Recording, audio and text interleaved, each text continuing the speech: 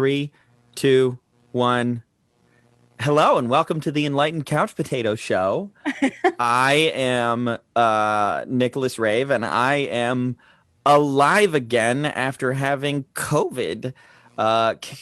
So that's why we've been gone for a while. Yeah.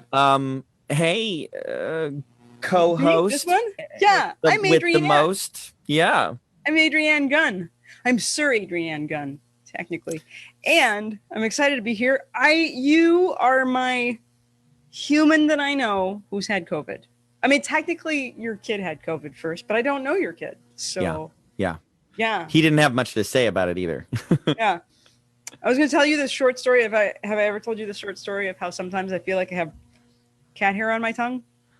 Like, and it's actually not there. Oof, that sounds like a nightmare. Potentially, like sometimes there really is cat hair there, and I'm like, oh, good, I found that. But I think sometimes it's also maybe a weird allergic response that just is tingly tongue. I don't know. This is super important for our show. I'm really glad. Interesting. But I had it on the tip of my tongue before you were pressing the record and saying hello, and it's like, you know, that syndrome of, oh gosh, I have a thing here in my mouth that is this thought I was going to share, and now that it's not relevant, it still has to come out like a poop. I like how you tied having something to say on the tip of your tongue right into a cat hair weird hallucination. That was great. That was nice callback. Thanks. And hopefully at some point, whatever it was you wanted to say will No, that is the thing. Oh, that was the thing about the cat hair. No, but so I was about to say it when you realized that you hadn't pressed record, and so I'm like, I'm like holding the edge of that dumb thought poop here, and you can't. There's the thing about pooping where sometimes you're like, oh no, someone's like, at the door. Can I get it back in? And putting your hand right here is already really triggering for a lot of people. Yeah, only the people watching. But, yeah. But yeah. Thoughts sometimes are like that, where you're just on the edge of a thing, and can you squish it back and then change subjects and move, or does it have to be like, blah? The first thought that I had when you brought up the cat hair thing was one of my favorite comedians. You know who Brian Regan is? So he's worth looking up. He has this thing about how no human being ever looks crazier than when you walk through a spider web, but you're being viewed from a distance, like you're across the street and you're just walking along, and then all of a sudden you're like, whoa! Yeah. Totally makes sense. Yeah. Okay, but that cat hair thing is not as impressive as surviving COVID and being able to speak about it. Well, I mean, statistically, most people are surviving. But one of the weirdest things about this whole experience and this disease is how differently it hits different people. So my wife and my son both had it, and they barely noticed it. Like, it was not even hardly a thing. I felt like I got run over by a truck. I had over 101 degree fever for 9 days straight. Fucker. That's amazing. I have had a handful of nasty flus in my day. Also, I had cancer and radiation treatment that followed it. And this was the sickest I've ever been in my life by far. I'm not here to pour gasoline on people's anxiety about COVID, because again, look at the statistics. Most people, you're going to be fine. Everything's okay. And holy shit, I'm not going to sugarcoat this. This sucked. So I never ended up in the hospital because it never went into my lungs, thankfully. Oh. Like just a little bit. Like at the worst of the sick, when I would try to breathe in fully, there would be like a little, I don't know, like an itch or something deep in my lungs that was hard to get a full breath. But it never got bad enough that I was worried about it. So I never went to the hospital. But the fever, the fatigue, the chills, the body aches, like every joint in my body for like 3 days was so sore I couldn't stay in any position for more than about 10 minutes, including when I was trying to sleep. So I was trying to sleep through the night and I would lay in a position and then I would have to move because it's just everything would start to hurt and ache. I was exhausted. I slept 16 to 18 hours a day. And I wasn't even, in the time that I was awake, I wasn't even like, here, let me curl up with a book. It was just like I was just laying there. I have never, I've never felt sick in my brain like this. Like I felt like there was a point when I couldn't think clearly. I couldn't put sentences together. My vocabulary went out the window. I started full on hallucinating at one point. Like I got delusional where I had these stories that were going on in my head when I was sort of half awake and half asleep. And then I would wake up and think it was happening. And it was completely not based on reality. And it wasn't really dreaming. It was also, I don't know. This one may be much more subjective for just me personally. It was really emotional. Like it was very dark and heavy. And it brought up a ton of anxiety and depression. And like, I stayed really genuinely peppy and positive most of the time through cancer. And this was like, in the end, it ended up being valuable, which is kind of how I work to live my life. Interestingly, you and I had a conversation. Yes. The January 1st, the day I was starting to get sick. I canceled all my appointments for that day, but I kept my conversation with you. And we talked about some pretty deep stuff, like some challenges that were going on in our lives and some emotional struggles. And then we were sort of talking about like, okay, it's the new year. What are we going to do about this? And we ended up kind of going back and forth on it. I think that set the tone for the sickness. And I think that was a good thing because I think what it did was it like dug up all these things. And then I sort of like wallowed in them for 2 weeks. And it was really almost 14 days before I started to feel any better. On day 13, I think, I was like feeling physically a little bit better, but emotionally I was still just like so in it and it felt awful. Everything was just overwhelming and heavy and dark. And like I felt hopeless about all kinds of stuff. And I'm well versed enough with my own unconscious and emotions and how to deal with these things to know this is what my body is feeling right now. Don't resist it. Don't fight it. Welcome it. Learn from it. Ask it what it's trying to teach you. Embrace it. So I took a rather significant dose of edible cannabis on day 13. And probably too much because I was like still high the next day. But I basically was like, all right, we're fucking diving into this. That's what we're doing right now. If it's just this emotional aspect of it, if I'm physically on the mend, then we're not going to run away from this thing. We're going to dive into it. And it was several days leading up to this. And that was when it snapped. That was when it clicked. And I went in asking questions like, if this had a metaphorical, symbolic significance, what would it be? Like if this was happening for a reason, what would that reason be? What do I need to learn from this? And what do I need to get out of this that would make it worth it? Totally. That's always such an interesting question. What would I need to get out of this that would make me happy that it happened? That's what I asked with the cancer. That was like the mantra over and over. And it's interesting because if you ask that question and you trust your unconscious, you'll get an answer. About everything, anything. We're yes. meaning makers. We're really creative that way. Yeah. So it ended up being this deep meditation that was largely around self-forgiveness, Mm, and walking my talk and ways to work on both of those contexts. totally.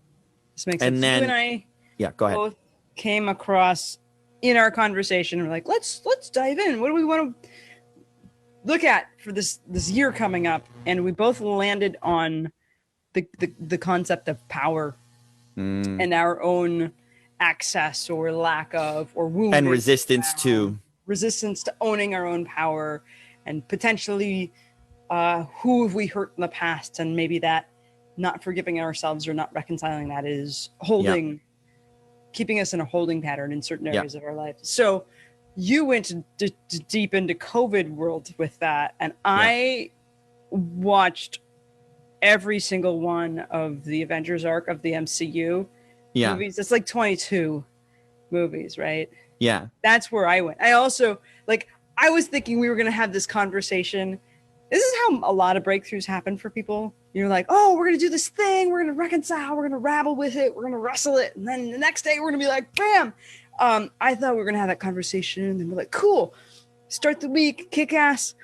Instead of that, I went into a dark sort of like hole and then stayed with the movies and did not get super active, which I think is fascinating because I didn't think of it as like dropping into my own, like a self-perpetuated illness, but I just went into the deep like turtle in the cave. Can I say that makes me feel so much better? And I'm sorry, I don't mean like I'm happy you were suffering. And it makes me think, okay, maybe part of the reason the COVID thing was so heavy and hard for me was because of the emotional, but I like, to me, I don't see them as different. Like the metaphysical reality that of like, we opened a Pandora's box right then. Yeah, but I was already starting to get sick. So maybe the sickness like guided me to open that box. Like, I don't know. But just the idea that you and I both opened this thing and then kind of went into a hibernation of sorts. Like, okay, it's time to go into the dark cave now. That, I'm like, yeah. Well, and for the sake of our show, I'm thrilled that I did it with television and movies, and I kept thinking of you while it was happening. I was like, oh, we could just choose to do this whole arc together in addition to other things we're watching. And I know you're shivering in a fever state. I've actually had a 2-day fever that sounds exactly the way, like the hallucinations and the can't think and the drop. Like I had a food poisoning that had a fever. I didn't even know you could get a fever with food poisoning. But like it was. I guess it depends on what you catch, you know? Yeah, I have no idea what it was. It was awful. But like, oh, I lost the thread. I was going to say a whole thing. The movies? Yeah, I kept thinking of you when I was in there. Oh, I was you're shivering on a couch with a fever. I'm shivering, like ugly crying over small things in these movies as they show up. And then just like letting it be meaningful and not knowing what I'm healing. Just being like, okay, cool, we're in it. There's like, I think I watched. It's hard to eat breakfast and watch something that's might make you cry. Choking on eggs is not. It does. Yeah. I had a day where I watched Black Panther and the Avengers Infinity War in the same day. Oh boy. Infinity War is the low point. Yeah. And for me, Black Panther is a DNA response thing where I can't tell you whether it's a good superhero movie or not. That's a different conversation. But like, I just sobbed that whole day. Just Well, and Black Panther has also like sort of become more. It had so much more meaning pumped into it now because of what happened and because of who you sort of discovered that he was. So now the character and the actor have this symbiotic, supportive effect that Right. now I don't think anybody could watch that movie like clearly. Like you're being impacted by all of this. Hmm. What does this represent, and what does it mean? And it means different things for different people. But like, yeah, like Yeah. I can't imagine how much more intense that experience could be now. Knowing what he put up with to become that character, knowing Uh that he huh. was fighting cancer and Uh the huh. whole, yeah, it's a, oof, it's a lot. Do you hear that buzzing? It sounds like microphone feedback, Oh, like electrical something. I hear not in a speaker. There is a high pitched frequency. No, no, no. This is definitely this is like uh something ungrounded electric or something. Oh, lower. Oh, and it just Awful. got way louder. Oh, I don't It, hear it on my side, but that doesn't mean it's not happening. um, it's pretty loud, and I don't Weird. know if it's being recorded. I hope it's not just in my headphones and I'm making a big deal out of nothing here because I I could can stand it, but I I can don't. listen to Yeah, our Facebook feed and see if it's getting there. try that because it's pretty annoying. Okay, when you just muted your microphone, it went away.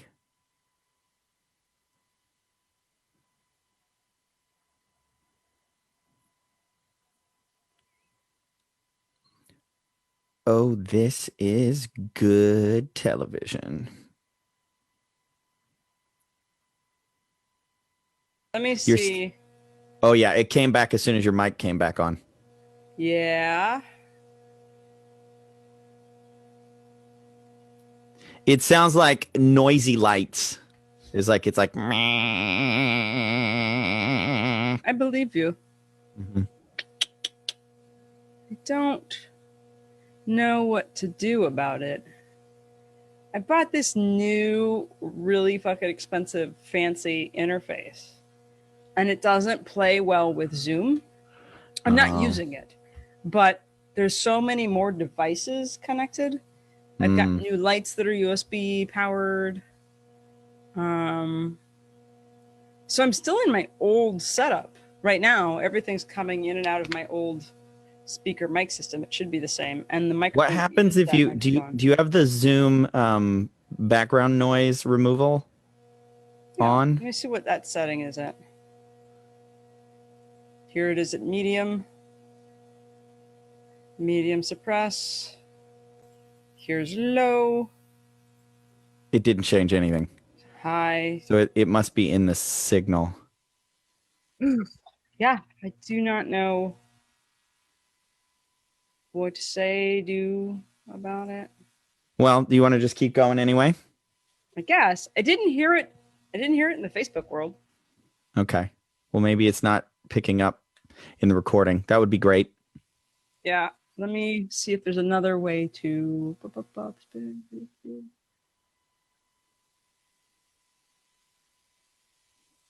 I don't think that functions, does it? Hey, hey, hey, Uh, hey. I don't hear it anymore. Okay, but do you hear me at the same volume? Yeah, pretty much. Okay, well then let's do that then. Oh, actually, I think what I'm hearing is the noise removal when you put it on high. Because like when you talk, I can hear it again, but then when you don't, it drops out. Well, shit. It's okay. Let's just keep talking. I don't like it. Um, I know, I know. I feel like it's like bad form to like make a show where it's got an annoying sound in the background. Because for some people, that just like that ruins it. Yeah, I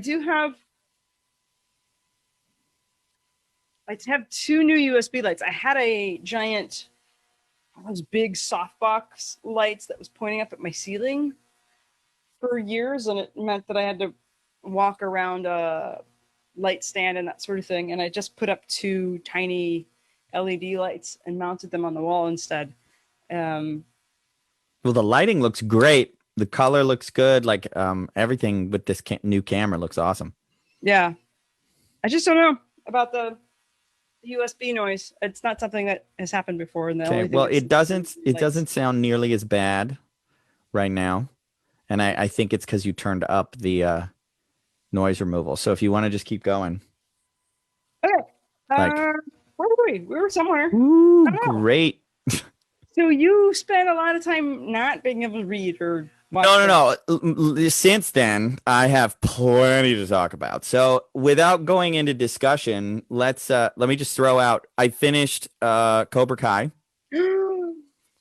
season 2 and 3, um, and we have started 2 new shows.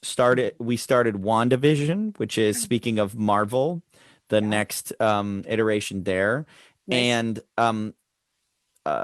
we also started a show that has been around for a while called Preacher. Oh, yeah. And I am absolutely, utterly in love with this show. It is like, so up my alley. And I can't even how much I love that show. And I don't know where the hell it's going, Right. but boy, oh boy, is very heavy and Mhm. dark and Yes. intense. Yeah. But the filmmaking is just so much more than you see on TV normally, and the acting and the places that it's willing to go. I am like so loving this show. Nice. Yeah. I watched like 6 to 8 episodes of Preacher and then didn't keep going. I am not surprised because it is like not like I'm like, who the fuck is the good guy in this show? Like Yeah, it's dark. it's really dark, but I'm like, I can't stop. I'm like, I want to know where the hell is this going. Yeah. Um yeah, I'm enjoying it. I'm not like, by the way, anyone else watching, I'm not recommending it. It's pretty intense. This is like having a conversation about Hereditary. Like, I Yeah. love that movie, but you should not watch it. No one Right. should watch that movie. I think I tried to watch.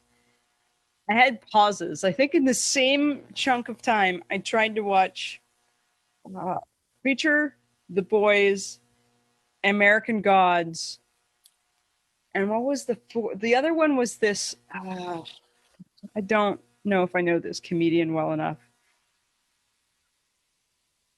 Barry. Oh yeah, about the Barry. assassin. I've heard really good things. Haven't watched it. Yeah, they're all similarly very, very dark things. Like, why do Like I keep pressing relentless dark play? comedy. Yeah. Yeah, on this kind of stuff right now. And I think I ended up finishing Barry, but not watching all those other ones. I was like dropped out. American Gods got too like weird for me, and Preacher just I don't even remember what the heck. Preacher's like The Boys with no humor, like, Mm-hmm. but religion instead of superheroes. And I mean, it's not, it's more like I find myself laughing, but because I can't believe they just did what they did. It's not funny. It's Mm-hmm. I mean, there is some humor, but I don't know. It's right time, right place. But I'm serious when I say this show, depending on where it goes and if they stick the landing, feels like a contender for my favorite show ever. Oh Like, wow. this feels like it's hitting something up there with like Firefly for me. But I'm saying, like, this is very personal. It hits that way because of my background and because of who I am and what I and maybe even it's just right now it's hitting me at the right place because you know what it is totally about. Power. Yeah, that's It's fair. about this guy who's been given this unbelievable power, and what does he do with it and how does he handle it? And like, I don't know what like the moral of the story is supposed to be yet, but I'm freaking loving the journey. Yeah, You want to talk about Cobra Kai? I really do. I Okay. was thinking about coming up with a list just to put it out in the world of shows that are healing and you wouldn't necessarily think think that they would be. Like The Good Place is up there. The Magicians is one of those shows that's just, it doesn't seem on the surface like a show that could heal emotional wounds. And straight up, Cobra Kai is on the list. Isn't our philosophy anything like if you get good at Yes. this, anything can do that for you? Yes. And these specific stories, the context and the storylines in particular, are very specifically healing. So Cobra Sure. Kai is Sure. a show that drops us 30 years Yeah. after the original Karate Kid movie, Mm-hmm. after the ending of that movie. And it drops us in at the start of Cobra Kai. We're dropped into catching up with Johnny, the blonde bully of that movie, and what his life has been like, and his new adventure of discovering and becoming a sensei, that kind of thing. And then everybody else is in there. But what's fascinating for me is all three of the Ralph Macchio Karate Kid movies happened in my formative years. So like my unconscious mind has not solidified yet. I think I'm 6-ish, maybe 7 when the first movie comes out. Or like I'm literally on the playground doing the crane kick with my buddies and that kind of thing. So this movie story is part of my DNA, that like everybody wants a Mr. Miyagi. This for me, like Back to the Future, I cared about more. If we're comparing, like everybody's got like Star Wars is their movie, like the Karate Kid, I would not have. I mean, I didn't even talk about it when we were talking about movies we were made of until I started watching this show. I did not realize just how cellular these stories were for me. Especially, I was surprised, especially because Daniel LaRusso, if you would have asked 8-year-old Adrianne about Daniel LaRusso, she would have said, Daniel's a fucking pussy. 8-year-old me would have said that because he's not athletic and he's just kind of a brat. And I'm like, get up, figure it out. Like little me had done enough trying to get through the ridiculousness of the world and accomplish life in the way that I wanted to. But like, I had been bullied. I was bullying the whole thing. I'm like, dude, that kid's a pussy. I'd kick his ass. So I wasn't necessarily attached to him and his story. I thought Johnny was kind of a badass because it's the 80s and you're kind of allowed to hate the villain. He's also a bully in one of my other 80s favorite movies, Just One of the Guys. Andy's cute. I loved his hair. I sometimes in the morning, my hair at this haircut looks like if I put a bandana on, it's like curly, wet Johnny hair. Anyway, most of the things that I'm touched by are some of the scenes with Mr. Miyagi, and that I did put myself, like knowing that I would have done better in that situation than Daniel. I put myself in his shoes, so I can't help but to relate. And so some of the themes here, there's bullying as a theme, there's class as a theme, there's everybody having a completely different perspective of the same instances. And I think this movie, if people choose to watch it, whether it was important to them or not, if they choose to watch it, they could heal the kind of self-involved asshole nature that our US culture cultivates. They can heal toxic masculine. They can heal generations of masculinity issues and trauma by watching this show. That is my sense of where Cobra Kai sits. It's like I can feel the lineage of my father and my grandfather's father, my mom's stuff. Like it's just percolating through every season. It's pretty great. Well, this feels very personal to you, and it feels like when you said that cellular thing, I'm like, that was Star Wars for me. Like that's how that like impacted. Like this world was modeled off of that world in a lot of ways, and there's other ones too, but there's the way that it hits you, and that's why when they do Star Wars well, it it feels so good, and when they Yeah. do it badly, it feels so difficult. So I mean, so what do I love about Cobra Kai? What is it? Billy Zabka? Is that his name? Yeah. Um, that dude is so much better than you would have thought that he would be. Like, I want to see if he can do more than that character. Like, I would love to see him in like a fucking Marvel movie or something. Like, I want to see if he has range because Yeah. he is so compelling to watch. He's so charming. And I just like, I'm like, I want to see this. And he pulls this off so well that I'm like, either he is that guy or he is an incredible actor. And the way that they brought back characters, the way that they've just got everybody involved in this, and the way that the story like really tried, it took something two-dimensional and made it three-dimensional. Yes. And it very three-dimensional in a lot of ways. And it flipped the story on its head in so many ways, because it was Johnny's the cool kid and Daniel's the loser in the movie. And then in the story, in the show, Daniel is the cool kid now and Johnny is the loser. But then not only does Johnny start to get his shit together, Daniel starts to spiral his life out of control because he was a petty asshole to begin with. Yeah. And that's the three-dimensionality. I'll also say the kid who plays Miguel is fabulous. Like please give him more stuff, like, because he really nails it. And the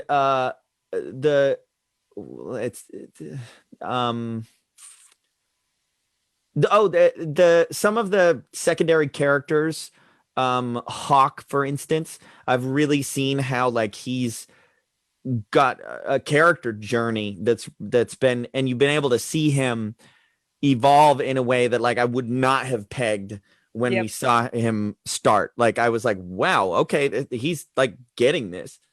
Okay, now that all being said, this is a good example for us to talk about because everybody resonates with different things, and we are able to heal from anything you can surrender to. Sure. And I almost hate this show. Like it was a slog to get through the third season for me. Oh wow. Yeah. Okay. And I have a few specific reasons that I'm like, maybe these are just petty personal things, because I can totally get how other people could be really into it. But there are some things that stand out that were so hard for me to like surrender to it. I still did. I still got a lot out of it. I mean, that's why I started with all the things I like about it. I will say Billy Zabka is the only reason I kept watching. If it wasn't for him, I would have quit. I couldn't have handled it. But he is so great. I'm like, okay. I can't stand Ralph Macchio's acting. Yeah. Yes. Mm-hmm. Still there. I'm still. The martial arts are terrible in the whole show, and I'm like, I can't like it. If I was enjoying the fight scenes, if I bought it, and there's a few of the kids that I'm like Hawk, for instance. Yep. Like I'm like, okay, but how many years now, Ralph Macchio, have you been cast in this? Are you even working out? Like, are you going and training in martial arts? You look embarrassing, and I cannot get into the show. Understand. Yeah. Oh, you know, I've said before, I'll get hung up and I will just yell at the TV, I don't like your face, I don't do this. Or like when Joaquin Phoenix, and I'm like, he has no shoulders, and I will sometimes, it's all I have is someone in the back of my head going, that guy, his chest is concave, he's skinny as fuck, and he has no shoulders. And I'm like, Yeah. Ralph Macchio is that. And I was like, there's nothing athletic about that guy. I'm sure that he could meditate. I don't know. What karate has he learned? And how Right. his daughter is so much more badass than he is. This doesn't make any sense to me. The other one that I'll throw out, I have more, but this one, this show to me, like the moral of this story, as far as I can tell it, is never let your children take martial arts of any kind, because they're all like, every single scene is, okay, now you call the police. No. Now you call the police. What are you doing? No, don't fight them. What are you doing? And it, like, I'm so infuriated by how they escalate all the time. Every situation. It's like, no. This is not where you just start fighting and punching strangers. There's no, what's the moral here? The moral is we're gonna like martial arts for self-defense unless it's inconvenient. Like, and then the Kreese character is like, I mean, I appreciate that they gave this background, like his backstory and stuff, which was fine. I didn't hate those scenes, but I'm also like, yeah, but you could send him to jail for so many times over for the things that he has done and the things that the kids have done. Like this story, here's my fix. Okay. This is my personal opinion. I know you enjoyed the crap out of it and I don't want to shit on it. I want you to still enjoy the hell out of it. And here's what my thinking. First season, good. First season is the flip, right? Like now Johnny's the loser and Daniel's and they get up to the point where they both have rival martial arts schools. That's the first season. Good. I like that.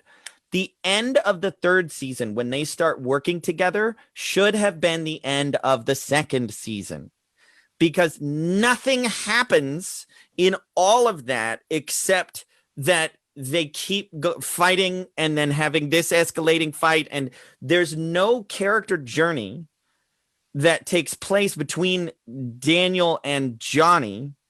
So to me, the problem with the show is there are 20 episodes, and of those 20 episodes, there's like 8 good ones to me. And so if you squished all that down into the second season, and then the second season is they're teaming up, they've gotten over their rivalry to fight this other bad place. Okay, that's the show. And then the next season, my biggest issue with it is I feel like there's so much filler. There's so many storylines that go nowhere. There's so many times when the characters repeat the same mistakes. They don't like learn from that, which I know humans, real humans do that too. Yeah. But it's like, learn the lesson and then give me new lessons that they need to learn. Yeah, they weren't going to learn the lesson. So here's the thing. It's not just, if you're only telling the story of settling the rivalry between Johnny and Daniel, then your strategy works, but they're not. The two of them are reconciling a lineage that comes from Kreese and Miyagi. And so they didn't lose enough. So the second season gets to the epic where they actually have to hit some form of bottom. They didn't, like, maybe they get there faster, but the start. I just think that could have happened in the middle of the second season, is what I'm saying. But I think the second season is where we have this new generation of characters beginning to like have their self-esteem show up and their skill sets show up, and so they're growing too. I think this was written as a 4-season arc. It's going to be 6. They said 6? They said they already have 6 seasons mapped out. Interesting. Last I heard they said 4. Oh, I could be wrong about that, but my recollection is I heard that they had it planned out for 6. Yeah, because right now season 3 is more reconciliation of the lineage of where the karate that they both had came from. Yeah. So you think you're like, oh, this is just our argument, but it's actually it's our argument that we've given to our children, but it's actually our parents' argument that is now. And how does all of that get resolved and healed? See, this is a good example of how you, because of the cellular imprinting of this story, you were able to derive deeper themes from it than I was. Because I was sitting there going, I can't fucking stand this person's acting, or I'm like, this is a limitation of my surrender to the show. Totally. But then again, our philosophy is like, sorry, go ahead. Yeah. And second season is that like things are inconvenient and chafing, and that could be reason enough to try to reconcile or change things. But they didn't either of them have their asses handed to them until there are these like the costs at the end of season 2. And that's usually when people change, because the deal is people do repeat the same bullshit and they don't stick around long enough to listen to somebody explain themselves, which I've been complaining about in our show for the entire time. And people don't just tell the people who are close to them, oh, I'm feeling these things and I'm going through a thing, or they don't tell their parents shit and that sort of thing. And that's what a lot of these situations would have been shifted if they actually just talked to each other for a little bit longer. And like, just because you catch somebody in a situation, there's a whole bunch of things you missed. So we at least finally get there. And we finally get to a moment where there is a character. I'm just not going to spoil it. There is a character that says this epic thing that allows them to bond together and try something new. It's just like, well, there's your side of the story, there's his side of the story, and then there's the truth. Yeah. And that all exists. And that's kind of an overriding theme of, oh, wait, there's actually more going on. I am with you. There's a lot of awful in the third season, but I'd already bought in to what it was going to do. The moment that they open and they're going into the John Kreese's backstory, I'm like, yay, we get to kill Grandpa or whatever. Like, I just was like, okay. And I'm already crying because I know who it is. Yeah. And in my family lineage, not just cellular, this storytelling started in my little me place, but just in my family lineage, like anger and being tough and sucking it up and walking it off and that kind of thing is huge on both sides of my family. So this idea, also trauma. So there's a lot of trauma in the background of like Kreese has a mom that's sick and this sort of thing. We've got that in my world. So I'm just like choking up already. I think his mom killed herself. Actually, I think that was the yeah. I think that is true. Yeah, I mean, and he that's was like even ill for a very long time before that happened. Yeah. Again, I think my point is I don't mind the arc. Mm-hmm. I just wish they had packed more story. It reminds me of like 90s serialized television, or like where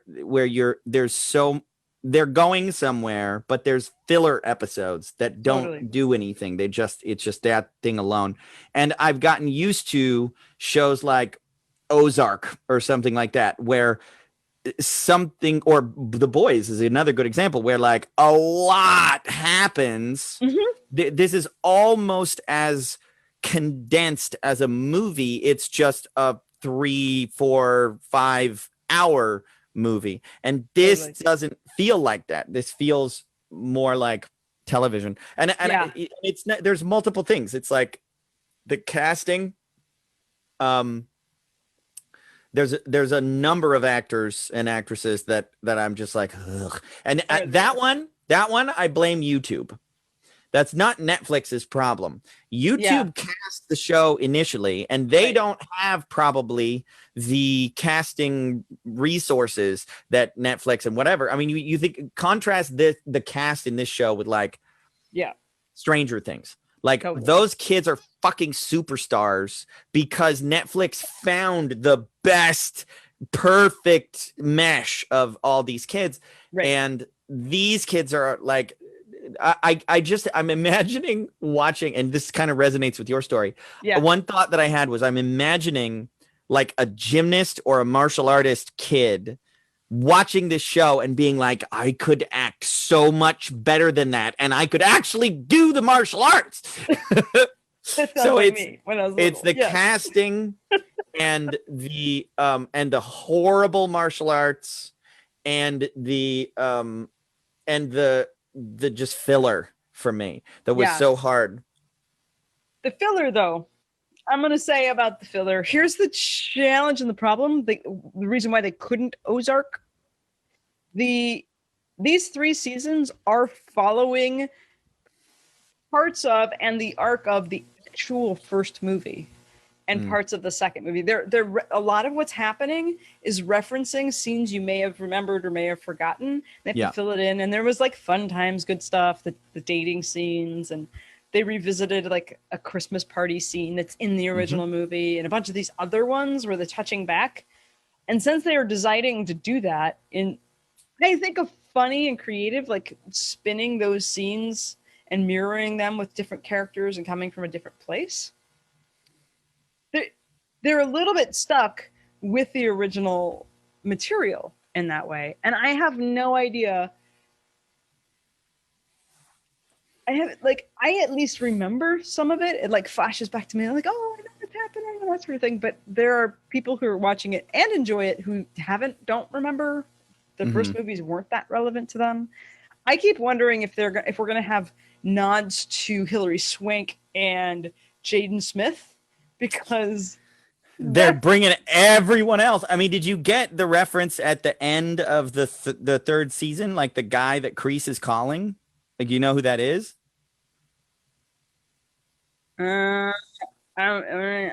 I'm not remembering it because I watched that before I started all of the MCU movies. So at the end of season 3, they're gonna compete in the tournament, and whoever wins gets to stay. And he was calling his buddy from Vietnam, the one he saved his life, and he said, "I'll do anything for you anytime." Do you know who that guy is? Is that guy in the third movie? He's the villain in the third movie. They're going to bring back that same fucking guy, and they brought everyone else back. I couldn't believe the people they got from movie number 2. Like they got the love interest and the other guy. And it's so fun. And stupid but fun. The older guy, the villain from the second movie. Yeah. He's such a better actor than Ralph Macchio. Like he's like I don't know if this guy has been acting ever since then, or if he was just like naturally, but he's like so good and so real, and I'm just like, Ralph, like I would take acting classes and find out how Ralph Macchio got the gig in the first. Like of all of the kids, I don't mind him when he was a kid. Oh, I did. Your same complaints are exact. Like I was knocking that kid over on the soccer field when I was there. No, like, but I feel like that fit back then, but it fit for an insecure 17-year-old or whatever. It doesn't. He's still the same guy. Who by the end of the movie, he's supposed to actually have some skills. Yeah. That look like skills. No, he really didn't. I mean, in the next 2 movies, he still doesn't have any. Like no one's like, we should probably train this kid, but they didn't. It's the 80s. Nobody was really training. But again, I'm saying now, even if he started the show and he sucked, I would be like, fine. But if I saw a progression in each season where I'm like, wow, Ralph Macchio's starting to take care of himself. Look he's actually been going to taking real lessons and stuff. Not a bit. Not even a little bit. And if he is, he needs a new teacher. In season 3, he looks actually ill. Like maybe he has Lyme and we don't know. I don't know. Super tired. That would be horrible. Yeah. So anyway, I barely made it through the third season, but I will say that the climax of the third season with the handshaking, that was the thing that was like, oh, maybe I'll watch the fourth one. Yeah, But you didn't like Preacher, so that's why I felt like we could have this conversation, because I'm literally like, Preacher might be the best thing I've ever seen in my life, and you're like, yeah, I stopped. Yeah, No, I absolutely can appreciate what's awful and hard. I had a text exchange with a friend who's like, everybody's loving Cobra Kai. I cannot stand Johnny. And I was like, yeah, I can appreciate why he would be really hard to watch. Here's my perspective and how I watch it that allows me to say yes to just this guy. We don't hang out with that guy. Like, this is my friend who's a yoga instructor and highly trained and is a science teacher. And she's like, he was like, we're differently evolved than that guy. And here's one way that we could watch where it makes sense to root for him. Yeah. Because what if we root for him and we're rooting for the douchebags of America? And if this guy can shift, then maybe all of the feministy things we want to happen can actually fucking happen. Yeah. But we get like, what? How does that work? How do we communicate with that guy? What kind of life circumstances? That's why I love him. Like, it's so funny that she can't stand him, and I can't stand Daniel. Like, No. Johnny, I'm like, yeah, come on, you can grow, you can learn, you can change, you can get better. And partly, I really do think it's just the acting. Like, I like Billy Zabka as a performer. He's so compelling and charismatic, and I want to see him in other things. It's so funny that until this show, I don't think anybody caught on to the arrogance of Ralph, like the Daniel character. Yeah. No, I mean, I guess people were saying he was an asshole because before Cobra Kai happened, it was what's his character? So, How I Met Your Mother, Barney, I think is the character. He points it out, yeah. He's like, the Karate Kid equals Zabka because that's the Karate Kid, right? And the other guy is a jackass, and I'm like, yeah. It was the first time. So it actually started as a cracked.com article. Oh. A couple of years before that episode, somebody wrote about, like, actually, if you look at this from another perspective, Ralph Macchio is the bully, and that was what they did, and then they put that in that show. Nice. And it probably got way more eyes and ears on the idea, but it planted. Billy ends up at Barney's wedding, like he's there. Zabka. Oh, really? Plays himself in that show for the ending season arc. Oh, so good, so good. That's awesome. I had no idea. So, does he have more range, or is he kind of playing the same character in that show? Well, in that show, he was playing a version of the actor William Zabka. Yeah, and he was staying sort of in that same sort of same sort of space. Johnny I would love kind to see of him thing. in something. I would even, because I'm wondering if he's like Keanu Reeves in the sense that, like, Keanu has one role that he knows one character that he knows how to play really well, and he plays it in every single movie. Right. And you don't see a lot of range. But I would love to see if that's it, that's all he's got, or if he could do something else. Because I find him so eminently charismatic. I would watch it. Mm-hmm. Whoever I mean, like, I've told you about an idea for a movie that I have, and I think he could play that guy. There's an idea of I don't want to tell it. Somebody else can make it, but like, be a carpenter, say. Yeah. Oh yeah, I know which one you're talking about. He totally could pull that off. Yeah, he's got just that. It's a little bit of that same losery kind of thing going on, but but got that certain charm, like, totally. Oh, and by the way, his martial arts not nearly as embarrassing as Ralph Macchio. Yeah, he's stiff now. He's older, so some of it's rough.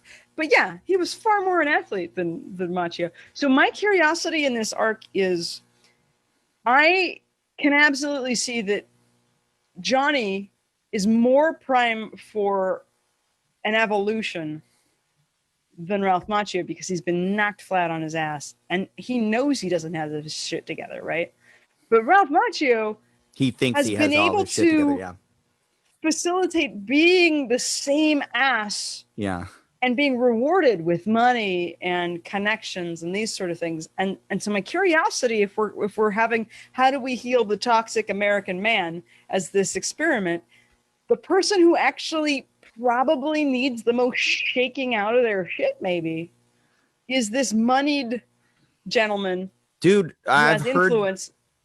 Yeah, I so agree with you, and I've had this conversation with people before where about couples. So a married couple, when I suppose this works for both partners, but I've seen it mostly where the guy is making a lot of money, Mm-hmm. and he's got a lot of things handled. It becomes very easy to dismiss other complaints. Like, what's your problem? I'm giving you all this money. I've got all this stuff together. And that's an example of that. It's the blind spot that comes from having certain areas of your life handled really well. Sure. And they overlap with like culture's definition of success, but then you're not happy. You can't relate to people. You don't have good relationships. Mm-hmm. Yeah. And he I thinks love he's so evolved already.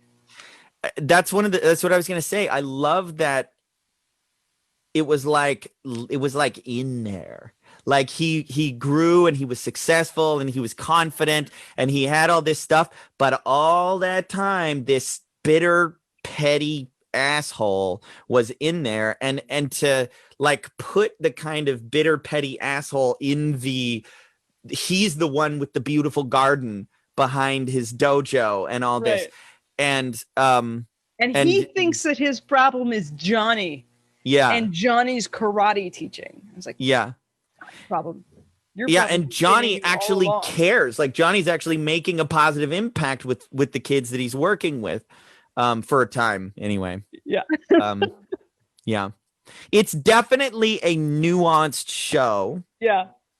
I just feel like it misses the mark in a couple of ways that unfortunately make it really challenging for me. It's sort of like, do you remember you watched Once Upon a Time, right? Oh yeah. Yeah. Yeah. That one, my wife and I used to have, like, I would get frustrated with the show and I would jump out for several episodes because there were a few actors in the cast that were so relentlessly annoying to me. But then I would keep coming back because there were other actors that I'm like, oh my God, every scene they're in is incredible. Yes. And then there's these other people you're like, oh, kill them already. And like this show feels like that, where I'm like, oh, I don't care what's happening with these people. Yes. Like, yeah. But then it's like, oh, Johnny, okay, yeah, ooh, Miguel, ooh, yeah, that. Tell me more. Oh my gosh. Yeah. I feel really bad that some of okay, so on one level, the young women who are in this actually have some level of athleticism that like is better than like Daniel. Like they're a little athletic, but I hate watching them talk or do anything. The two female characters that are supposed to be like, oh, we're watching her, we give a shit. I'm like, I can't. I don't. I hate everything about Sam, Danny's daughter. I don't find her martial arts impressive. The other girl, the antagonist to her, she's actually like, I'm like, okay, yeah, look at the way she moves. She's got some power behind that, and I actually don't mind her acting as much as Sam's either. Totally. I also miss and I don't remember her name. I miss the character, the larger, the one who they sent to a private school. Yeah. Yeah, she bailed on season 3. Yeah, she was nice. I liked her. She kind of fit in with the outcasts in a way. And she was much more believable.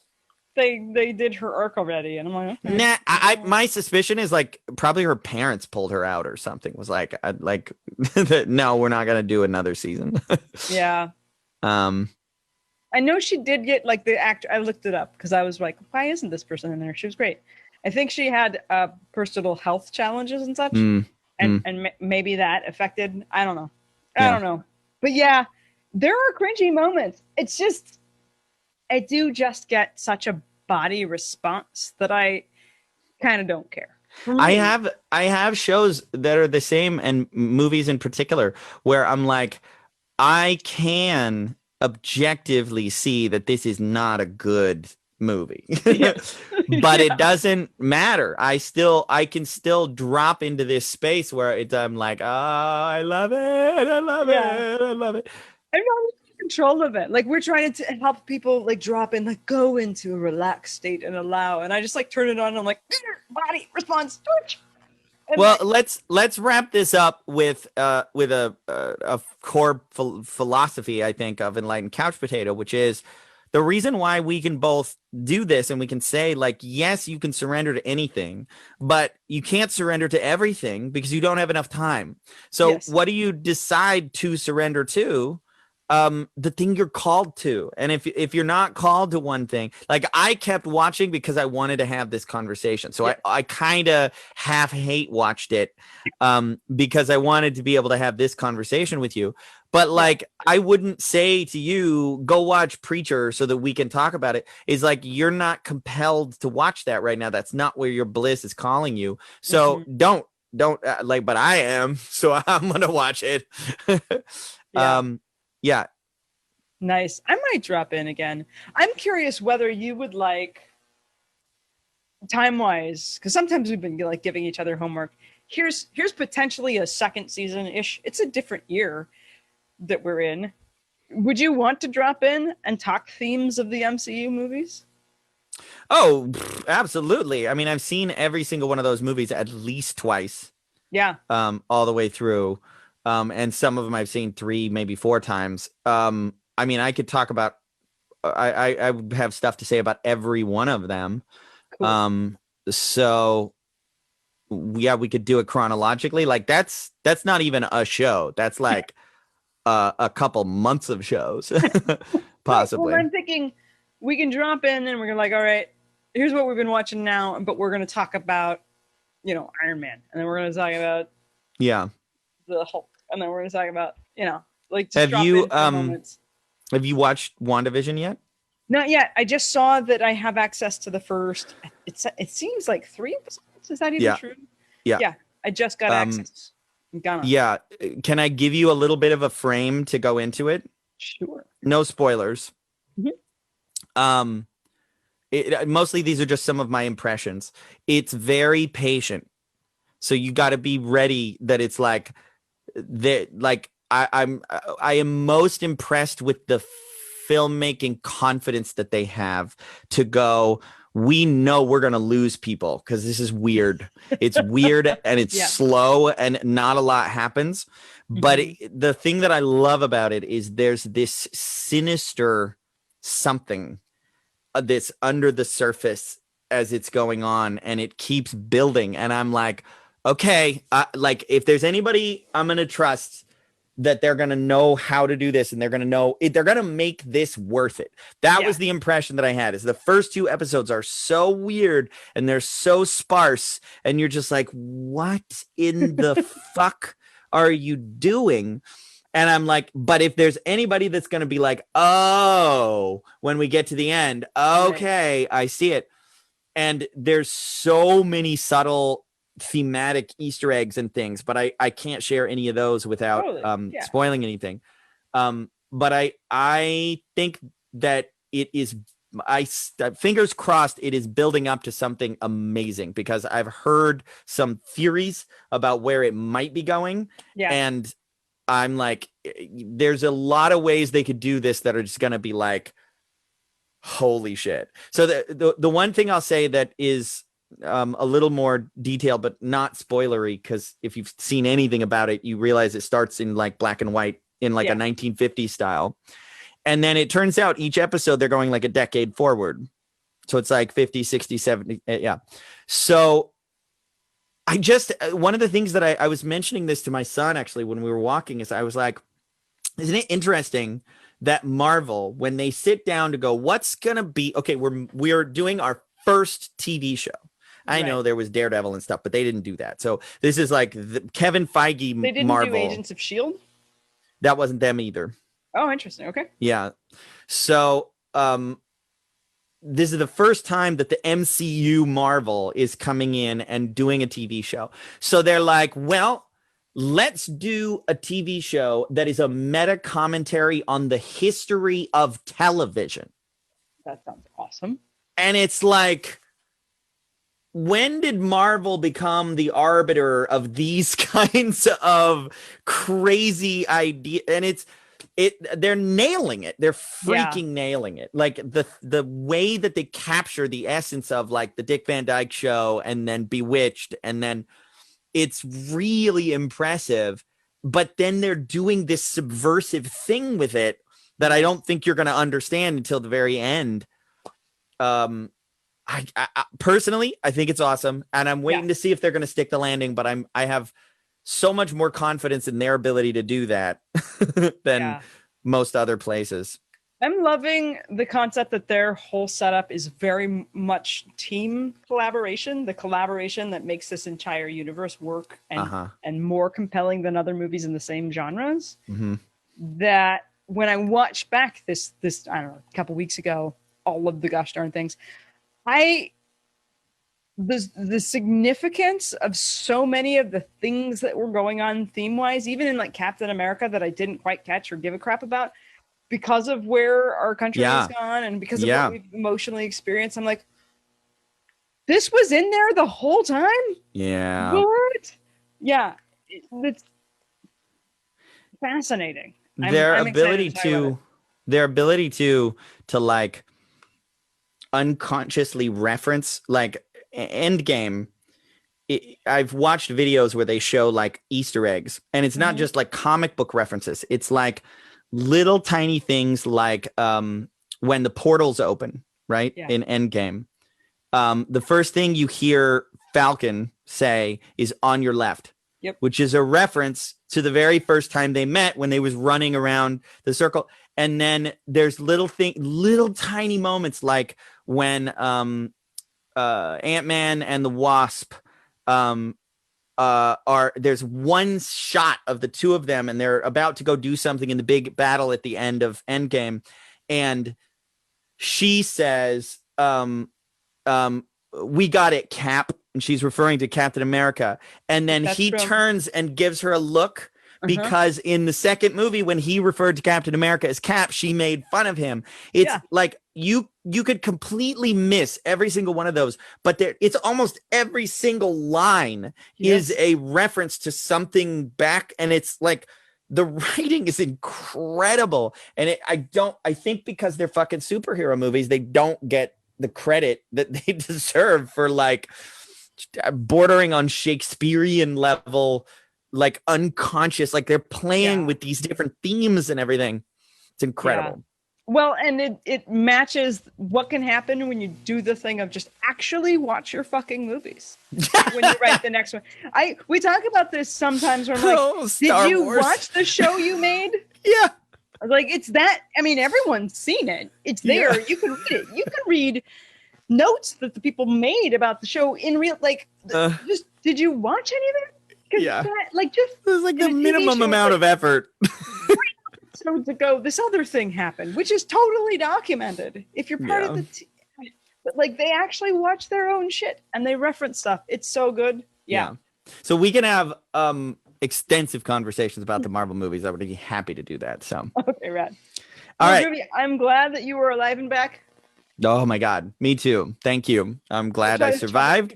And so hopefully we'll be back next week. And TV Deeply, everyone. Bye.